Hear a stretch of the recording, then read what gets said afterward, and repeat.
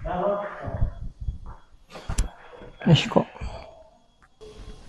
cek tes putar ini tuh.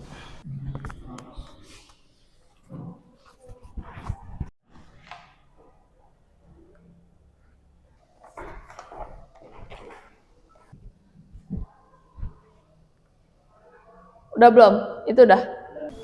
Hadis apa mutawatir dan ahad? Mutawatir dan ahad ya. Hadis mutawatir dan ahad yang kita fokus pembahasan.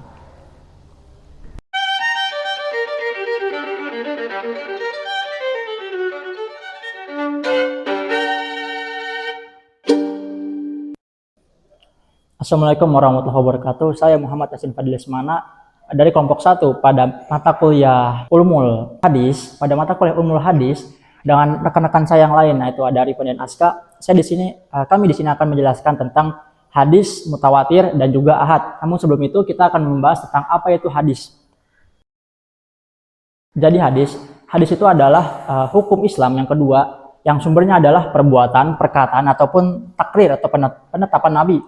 Jadi hadis itu adalah diambil dari 3 sumber. Yang pertama perkataan, perbuatan ataupun takrir atau penetapan Nabi. Pertama adalah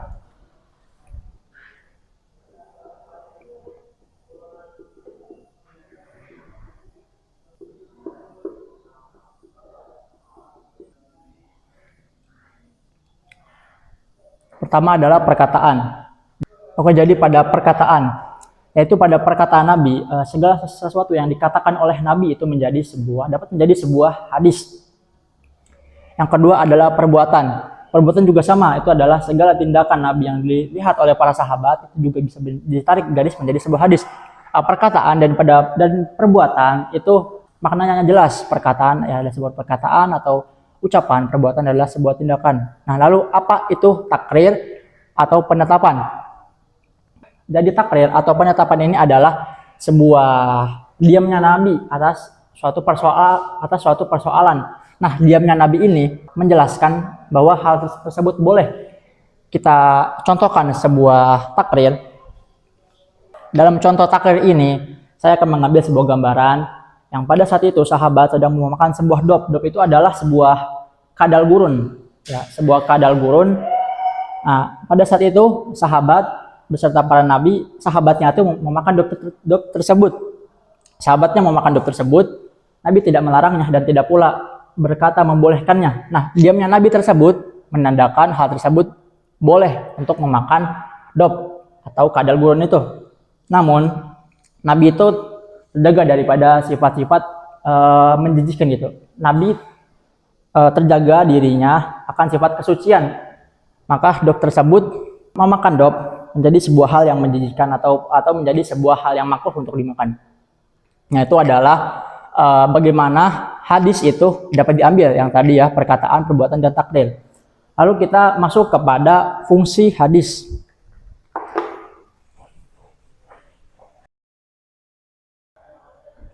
Nah, dalam fungsi hadis ini pertama adalah hadis berfungsi sebagai hukum Islam yang kedua setelah Al-Quran. Jadi posisi hadis ini dalam penetapan hukum itu kuat ya, sangat kuat selain Al-Quran. Dan juga hadis juga berfungsi sebagai hukum yang nggak ada di Al-Quran. Dan jika suatu persoalan itu dibutuhkan untuk mencari sebuah hukum, namun hukum tersebut tidak ditemukan di Al-Quran, tapi ada di sebuah hadis. Nah, berdasarkan tadi ya, yang pertama, hadis itu sumber hukum yang kedua, maka jika ditemukan hukumnya, hal tersebut bisa menjadi hukum. Sebagaimana contoh pada ayat tentang untuk melaksanakan sholat. Nah, dalam Al-Quran itu nggak dijelasin sholat itu bagaimana. Apakah sholat itu, karena sholat secara bahasa adalah doa. Jadi apakah orang yang doa itu adalah orang yang sholat? No. Oke. Jadi di hadis dijelaskan sebagaimana sholatlah sebagaimana kamu melihat Nabi sholat. Nah, dalam hadis tersebut dapat menjadi sebuah hadis yang ditarik menjadi tadi ya, hadis berdasarkan perbuatan Nabi, bagaimana tingkah Nabi, aktivitas Nabi melakukan sholat, tata caranya itu menjadikan sebuah gambaran untuk bagaimana cara-caranya untuk sholat. Oke, sekian daripada gambaran definisi hadis dan juga fungsinya.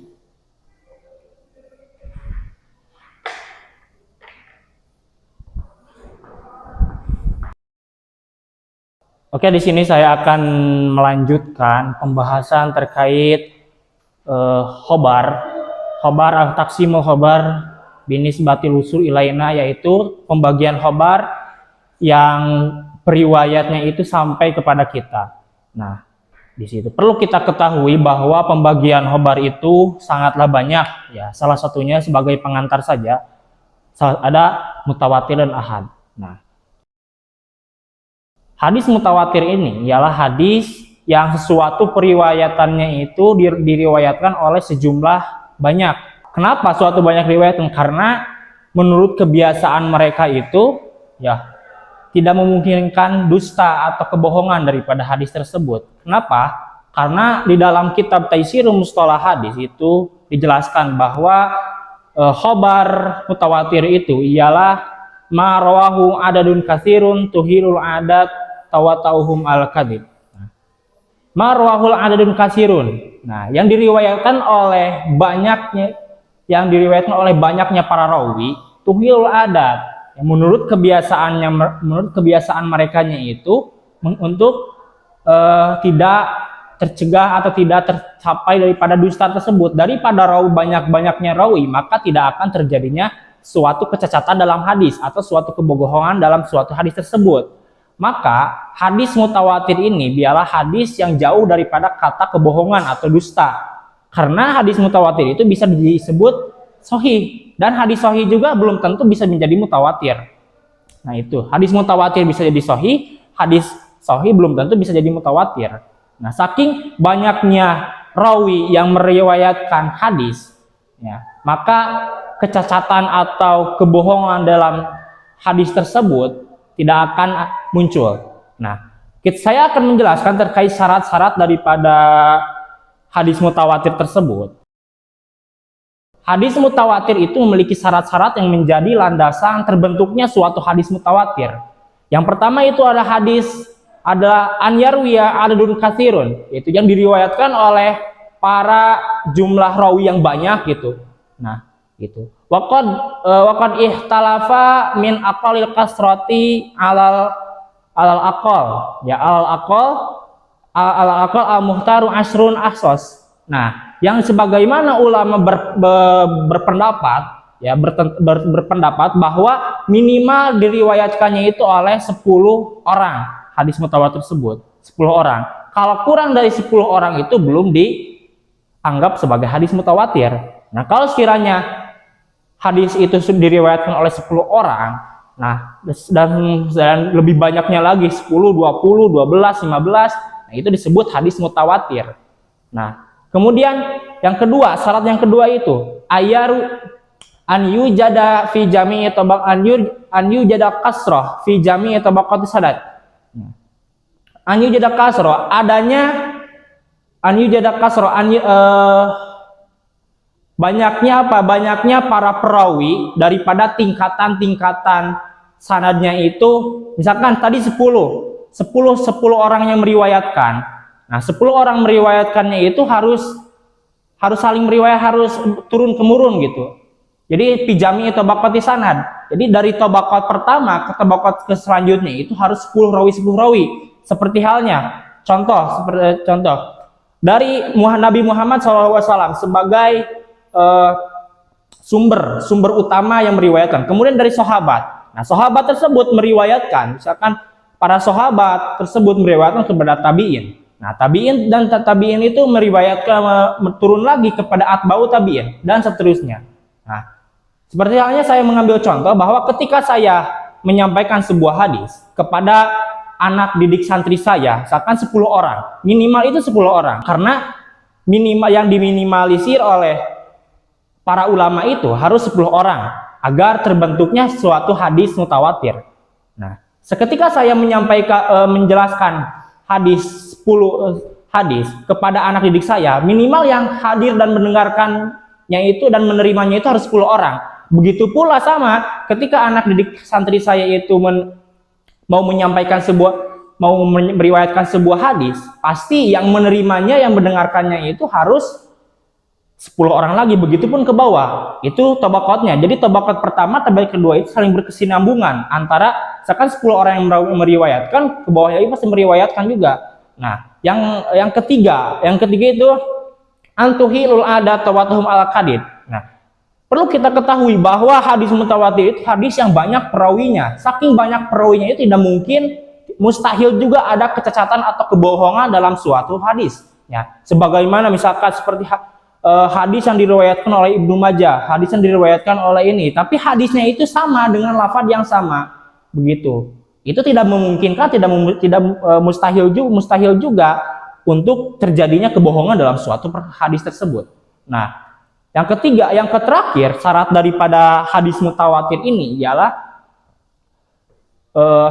an yakuna musnad khabar hisan, yaitu khobar daripada hadis tersebut disandarkan kepada panca indera. Seperti halnya perlu kita ketahui ketika kita membaca sebuah hadis, pasti kita itu melihat ro'aitu, saya mendengar, ro'aitu Rasulullah SAW, saya mendengar Nabi Muhammad SAW.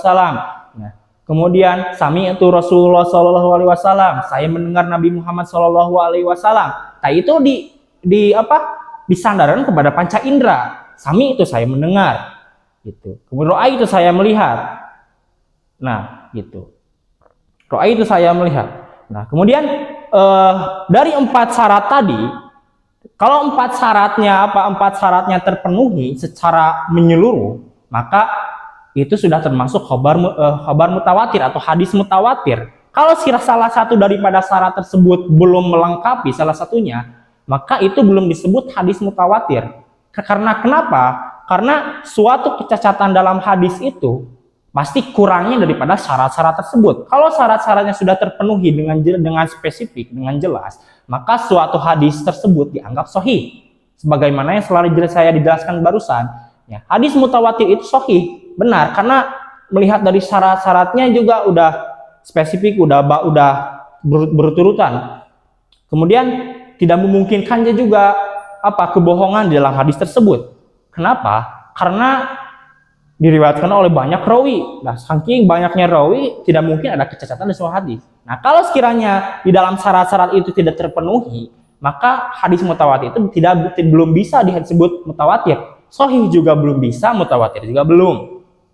Nah, kemudian hukum daripada hadis mutawatir ini. Nah, hadis mutawatir ini yufidu ilmu daruri atau ilmu memberikan manfaat kepada ilmu yang tidak bisa digantikan. Dalam artian, ilmu yang tidak bisa digantikan itu ilmu yang saling berkesinambungan, turun menurun, yang dipahami oleh kita sebagai umat Nabi Muhammad SAW. Nah, kemudian dan ilmu yakin bahwa hadis itu turun menurun dari Muhammad, sahabat, tabiin, atba'ut tabiin, dan seterusnya. Kemudian pembagian daripada hadis mutawatir. Nah, hadis mutawatir lafzi ialah hadis yang diriwayatkan oleh para rawi yang berjumlah banyak, gitu ya. Tapi makna dan lafadznya itu sama.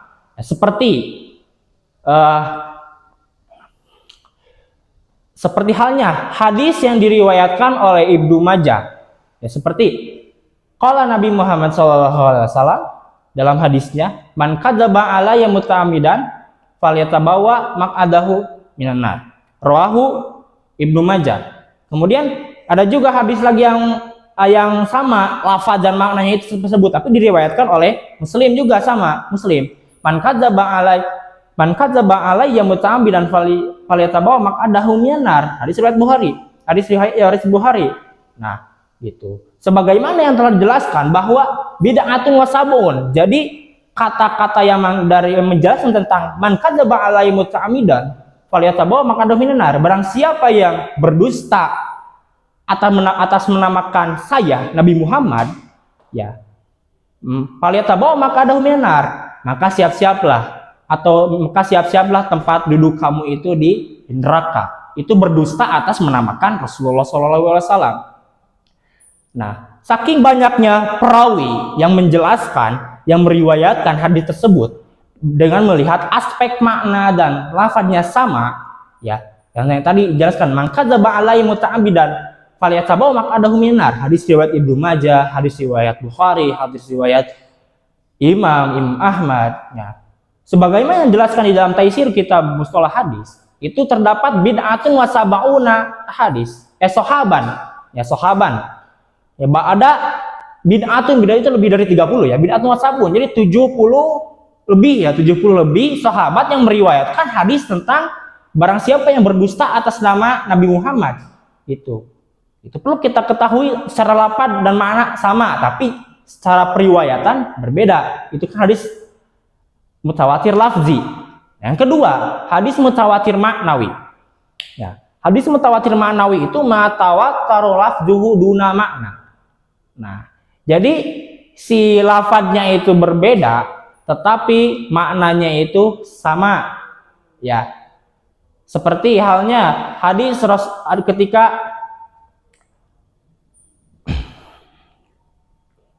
ketika Nabi Muhammad SAW mengangkat doa, maka ada suatu mengangkat doa ketika sholat istisqa, ya, sampai bersabda, ya, qala Abu Musa al-Asy'ari radhiyallahu anhu, da'a Nabi Muhammad SAW, ya, da'a Muhammad SAW, ya, Ra'aitu Nabi sallallahu alaihi wasallam yarfa'u yadahu. Ya, yarfa'u yadahu, mengangkat kedua tangannya, hatta bayadu ibtanihi. Ya, sampai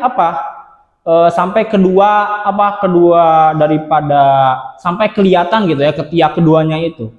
Nah, gitu. Sampai kelihatan kedua ketiaknya itu. Nah, ketika Nabi Muhammad SAW bersolat istisqa untuk memohon turunnya hujan, ketika sampai bersabda gitu. Sampai Abu Musa al-Asy'ari itu meriwayatkan hadis bagi Abu Musa al-Asy'ari menjelaskan bahwa Rasulullah SAW berdoa gitu.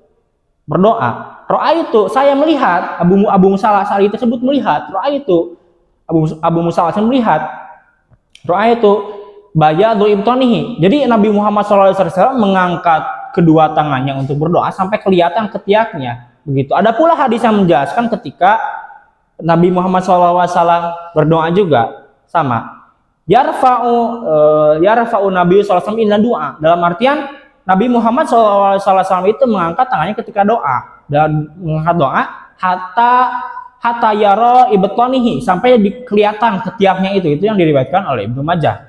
Nah, dalam artian dari kedua hadis yang diriwayatkan oleh Abu Musa al-Asy'ari, kemudian dari Abu Musa al-Asy'ari yang diriwayatkan oleh Bukhari, kemudian diriwayatkan yang kedua yang tadi itu yang diriwayatkan oleh Muslim. Nah, itu berbeda lafadznya tapi maknanya sama, yang menunjukkan bahwa Nabi Muhammad SAW itu mengangkat tangannya untuk berdoa sampai kelihatan ketiaknya. Begitu. Dalam artian, hadis mutawatir ini memiliki spesifik atau jenis-jenis yang berbeda, baik dari lafaz atau makna. Tapi merujuk kepada tadi marahu adadan kasir, yang diriwayatkan oleh banyak riwayat. Saking banyaknya riwayat, hadis yang menjelaskan tentang Nabi Muhammad SAW berdoa mengangkat tangan sampai kelihatan ketiak, sampai kelihatan putihnya pada sholat istisqa itu ada 30. Yang dicantumkan di dalam kitab Taisirul Mustalah Hadis. Ya, cukup sekian dari saya.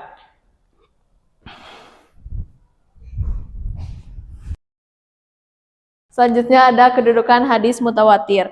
Para ulama menegaskan bahwa hadis mutawatir itu menghasilkan pengetahuan yang pasti, yaitu ilmu qat'i, yakni pengetahuan yang pasti bahwa sumbernya berasal dari Rasulullah SAW. Para ulama juga menegaskan bahwa hadis mutawatir ini membuahkan ilmu daruri, yaitu pengetahuan yang sangat memaksa untuk diyakini kebenarannya, yakni pengetahuan yang tidak dapat dipungkiri bahwa perkataan, perbuatan, atau bahkan ketetapan yang disampaikan oleh hadis itu benar-benar berasal dari Rasulullah SAW. Oleh karena itu, kedudukan hadis mutawatir sebagai sumber ajaran Islam tinggi sekali. Menolak hadis mutawatir sebagai sumber ajaran Islam sama halnya dengan menolak kedudukan Nabi Muhammad SAW sebagai utusan Allah Subhanahu wa Ta'ala. Selanjutnya yaitu ada hadis ahad. Hadis ahad ini hadis yang tidak memenuhi syarat sebagai hadis mutawatir. Hadis ahad sendiri hadis yang bersumber dari Nabi yang menurut periwayatannya tidak sampai kepada kriteria hadis mutawatir. Dan standarisasi jalur rawinya juga berlaku pada setiap lapisan generasi. Oke, baik. Sekarang saya akan menjelaskan bagaimana kriteria daripada hadis tersebut dapat menjadi sebuah hadis ahad. Yang pertama harus diketahui bahwa hadis ahad dengan hadis mutawatir itu syarat dan bagaimana kriteria yang dapat menjadi hadis ahad ataupun mutawatir itu sama. Yang membedakan adalah jumlah perawi yang meriwayatkan hadis-hadis tersebut. Jadi orang yang meriwayatkan hadis tersebut untuk mencapai sebuah hadis ahad, yang pertama adalah orang yang meriwayatkannya harus terjaga daripada dosa kecil maupun dosa besar. Seperti walaupun hanya berbohong yang kecil, maka orang tersebut jika meriwayatkan sebuah hadis itu nggak bisa menjadi sebuah hadis sahih. Bahkan dalam contoh sebuah perumpamaan, sebuah contoh kasus yang ekstrim, misalkan ada seorang alim ulama ya, yang dia ibadahnya rajin, dia suka tolong menolong, dia jujur kalau dalam setiap jual beli ataupun segala macam. Nah, tapi jika suatu keadaan kondisi dia ngasih makan kucing, nah dia cuma gitu doang, tapi dia nggak kasih makan, cuman gitu doang, cuman bohongin kucing, terus dilihat sama orang lain. Nah, maka hadis yang dikeluarkan dari orang alim ulama tersebut bisa nggak menjadi hadis sahih karena dosa kecil tersebut. Nah, jadi yang dibilangkan tadi, jumlah perawi itu adalah yang membedakan bagaimana hadis tersebut menjadi kriterianya mutawatir ataupun hadis ahad. Sebagaimana contoh,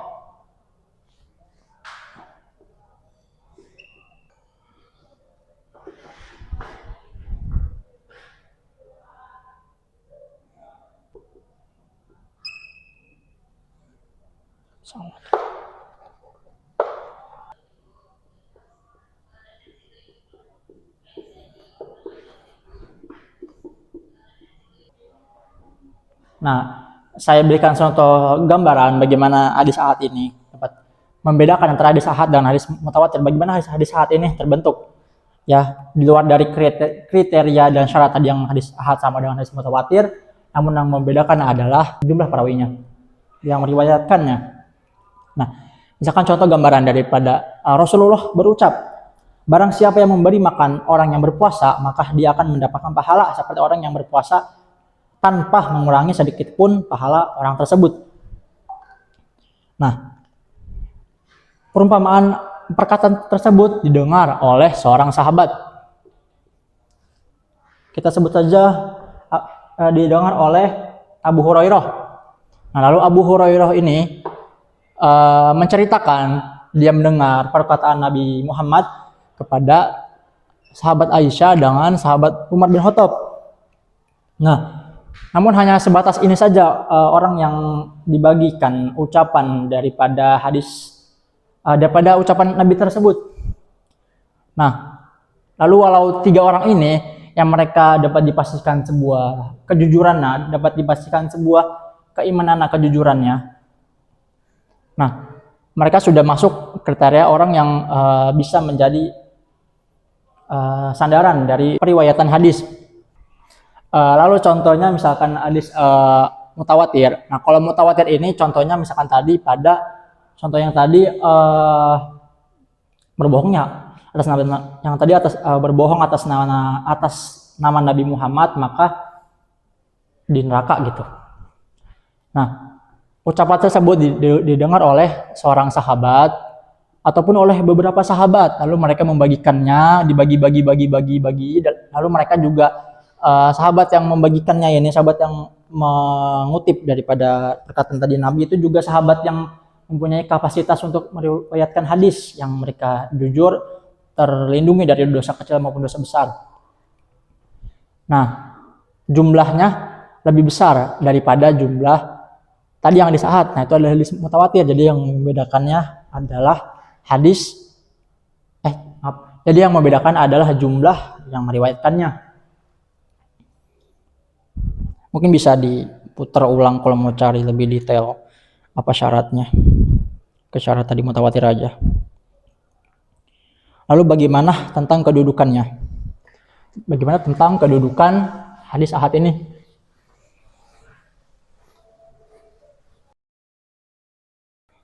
Jadi sebagaimana hadis pada umumnya, yang hadis sahih, hadis ahad ini yang dia tercatat nih perawi-perawinya itu mempunyai kapasitas untuk meriwayatkan hadis yang terlindungi dari dosa kecil maupun besar, yang dia jujur. Nah, maka hadis ahad tersebut walaupun jumlah perawinya, jumlah yang meriwayatkannya lebih kecil daripada hadis mutawatir, itu bisa menjadi hadis sahih.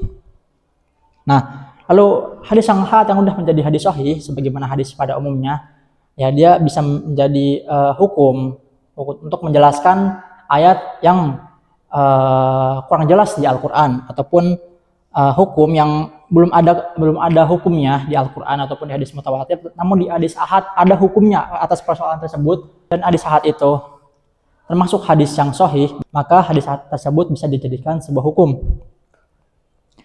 Lalu dalam hadis ahad ini ada 3 tingkatan. Yang pertama ada hadis mansyur, yaitu hadis ahad yang diriwayatkan oleh 3 orang perawi.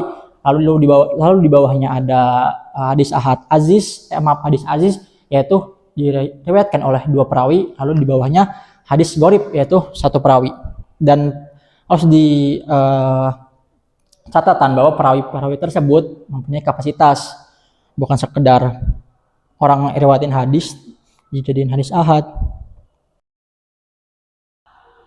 Oke, kesimpulan daripada hadis ahad tersebut, hadis ahad bisa dijadikan sebuah hukum asalkan perawi yang tercatat, perawi yang meriwayatkannya itu mempunyai kapasitas untuk meriwayatkan hadis yang tadi terhindar dari dosa-dosa baik kecil maupun besar. Dan sebagaimana fungsi hadis pada umumnya, hadis-hadis ahad atau mutawatir yang sahih itu fungsinya sama untuk yang tadi, yang dari jelasin tadi. Oke, mungkin cukup sekian daripada penjelasan tentang hadis ahad dan mutawatir.